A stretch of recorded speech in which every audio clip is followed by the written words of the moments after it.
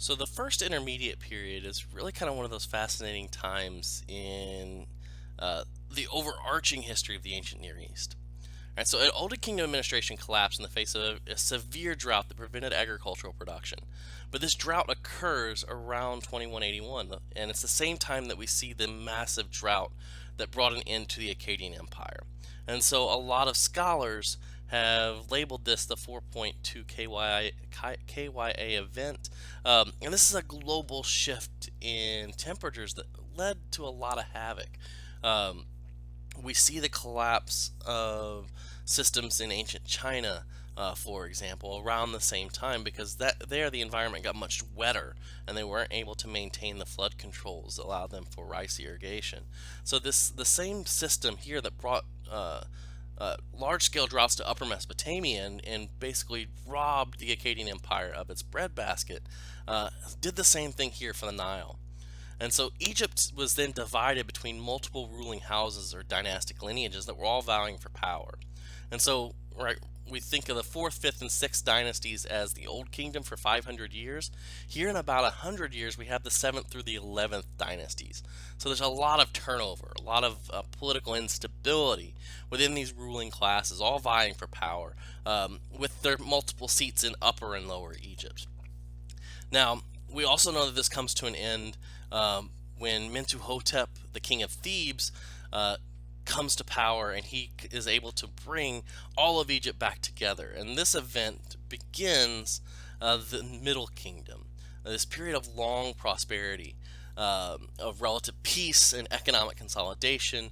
And we also have an elaboration of the ritual role of the pharaoh in Egyptian society. And so we can see from our map the Middle Kingdom expanses here were much larger, much were cover much more territory than that in the Lower Kingdom. In particular, they expand southward down to the third or fourth cataract because we have a conquest and incorporation of Nubia into and southern Palestine into the Egyptian sphere of influence. Now, there are a couple of major changes in society we see with the Middle Kingdom. The first is the establishment of a standing army under the direct control of the pharaoh. The pharaoh now is not just a spiritual leader, the pharaoh is directly a military leader. So the pharaoh here is in control of the Egyptian army. So when we start talking about the Middle Kingdom, it consists of the 11th to 13th dynasties, but primarily we're talking about the 12th dynasty that ruled for most of this 500-year time span. Um, and it's the 12th dynasty that really undertakes a series of religious reforms. In particular, the importance of the god Amun, who rises to prominence under the 11th dynasty and becomes the state god of Thebes. And remember, Thebes here from the early part of the Middle Kingdom is the capital. These kings came from Thebes, and so they brought the worship of Amun through Egyptian society. Now, in the New Kingdom, Amun and Ra kind of merge, but Amun is separate, and Amun is really kind of fascinating because he's a hidden god. Is the way he's described. He's the omnipresent, all-knowing God. So he sees and hears all. And this is quite an effective strategy for a state god, right? If you want to kind of point to that you are the son of Amun or the heir to Amun, or however you think about it with the pharaoh, that you know and see all. This is quite an effective ruling strategy. Now, during the Middle Kingdom, we start to see a codification of a couple things that would become central to later Egyptian society. And in particular, the elaboration and size construction techniques in temples. Temples start to have this kind of set plan, a division of space between the altar and a procession way, where we go from the profane, the natural world, into the sacred through a series of steps. The gods themselves are isolated from the public. Now, the pharaoh and other government officials oversaw the religious practice within the temples. But we also start to see that the temples become important economic institutions in of themselves. The temples start to have their own workshops, producing their own goods. They have their own scribes. And so the temples in particular start to become an incredibly important economic center within Egyptian society. So much like what we talked about with ancient Mesopotamia, the temple becomes part of the economic sphere of Egyptian society. They become a state actor in its own right. Now we also start to see in the 11th and 12th dynasties the earliest temple constructions at Karnak in Thebes, and this would become the most important religious center in the Egyptian world throughout the New Kingdom, Middle and New Kingdom. Karnak itself is dedicated to Amun, his wife Mut, and his son Khonsu, who's the moon god. Um, so we have this kind of Theban trinity of gods that represent here for Thebes. It's part of its power, and that's what we're kind of the importance here for the Middle Kingdom is that this kind of system of temple governance and the importance of these temples as both economic and religious institutions emerging. Now, we can also see extensive foreign relations within the Middle Kingdom. We see two inscriptions at the site of Beni Hassan that mention the importance of Asian nomads who are coming in, and here you can see Egyptian overseers buying sheep and goat from Asian nomads.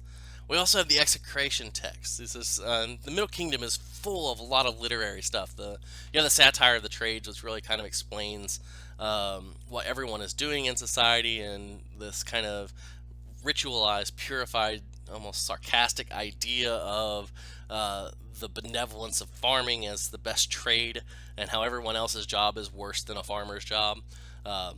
And of course, it's written by scribes who don't have to do manual labor, so it's kind of funny in that regard.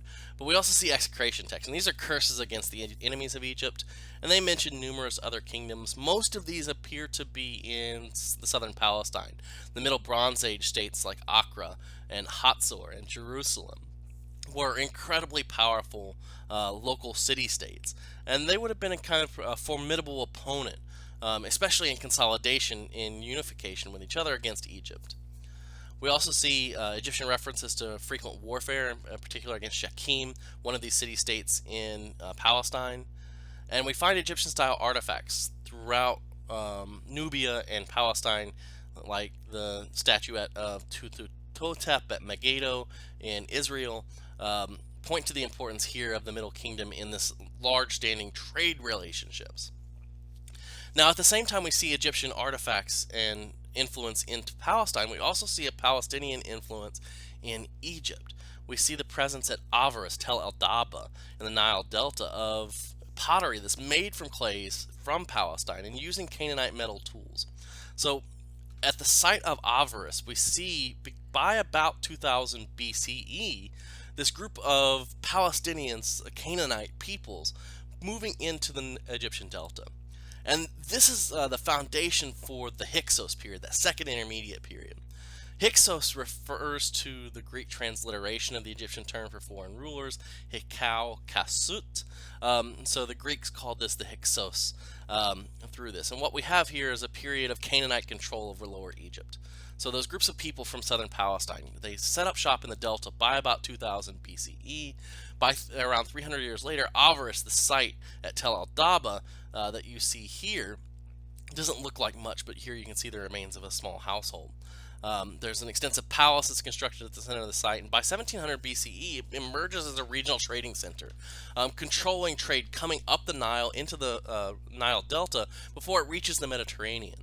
And it's also on the Way of Horus, that series of roads that go out into southern Palestine and forts that follow the Mediterranean Sea that basically ensures you can travel through the Sinai Desert. By 1650 BCE, this has emerged as the capital of the 15th dynasty of Egypt. And here you can kind of see the layout of the early 15th dynasty. Here's the ritual administration of the palace and temple complexes. The 15th dynasty, all of the pharaohs of the 15th dynasty have Semitic names, which means that they are Canaanite rulers. And so this is the period in Egyptian history where the Canaanites take control over Egypt. Now, if you want to kind of start to think about the importance of this in a biblical sense, we can see in the Bible where it mentions Joseph as the vizier of the Pharaoh. This may be something of kind of an association and a small remembrance of the importance of Canaanite peoples in the biblical tradition. So what we do see is that the Hyksos were able to take control over Egypt because they had a much more advanced military strategy. They were able to use chariots. That is, that they had chariots in a different type of bronze, working swords that were made of a higher quality bronze, and chariots pulled by horses that were able to outflank the Egyptian infantry